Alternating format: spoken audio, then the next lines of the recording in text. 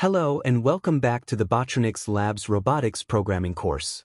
In this video, we're starting a brand new journey into Python GUI programming using Tkinter, a simple yet powerful tool built right into Python. Our goal is to eventually build a control app for our Pico Auto robot car. But first, let's understand the GUI basics. Throughout this course, we'll be using Thonny IDE, which we've already been using in our Pico Robotics programming modules.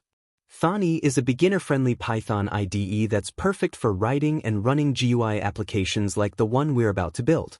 Warning: if you're new to this course and haven't installed Thonny yet, we recommend checking out the video How to Set Up Pico for MicroPython in my channel, where we walk you through how to download, install, and set it up for Pico programming.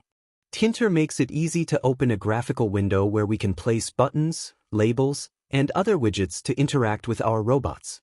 Alright, now let's create our first GUI window using Tkinter. You can copy this code into Thonny, click Run, and you should see a blank window appear. This is how it works. TK initializes the GUI window. Title sets the name of the window. Mainloop keeps the GUI running.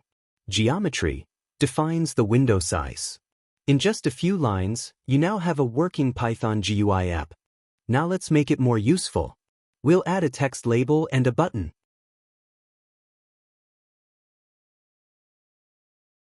The pack method arranges widgets vertically, and pd adds spacing between elements. Now that we've built a window and added a label, let's move on to one of the most important parts of GUI programming: buttons and functions. First, let's define a function. In Python, a function is a reusable block of code that runs when you call it. We use the def keyword to define one. When you click the button, the label updates. This is how we'll send commands to our robot later on.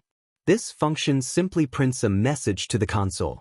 You can place any logic inside a function, including sending commands to the Pico, updating labels, or interacting with sensors. Now let's create a button and connect it to this function using Tkinter. Here's what's happening. TK_button creates a button widget. Text equals greet is the label on the button. Command equals greet connects the button to the function we wrote above. Notice there's no parentheses after greet. We're passing the function itself, not calling it immediately.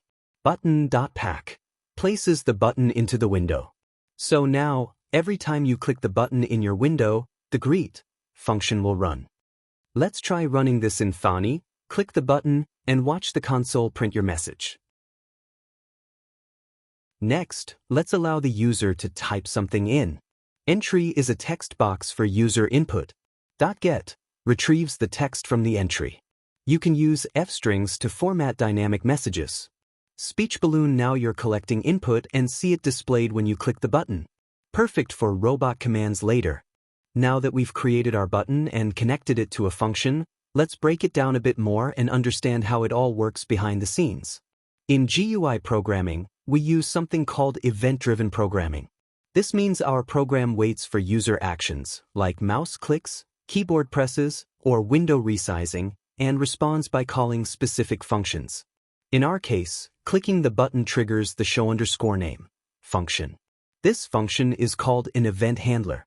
When the greet button is clicked, Python automatically runs whatever code is inside the show_name function. In this module, you've learned the foundation of GUI programming in Python using Tkinter. These skills are critical as we move forward to build real apps to control your robot projects. You now know how to create a GUI window, add labels, buttons, and text inputs, write event-driven code. In the next module, we'll build on this to create buttons that can send commands to the Pico Auto robot car, including motors, sensors, and more. Don't forget to subscribe and follow along. Let's bring your robots to life, one GUI at a time.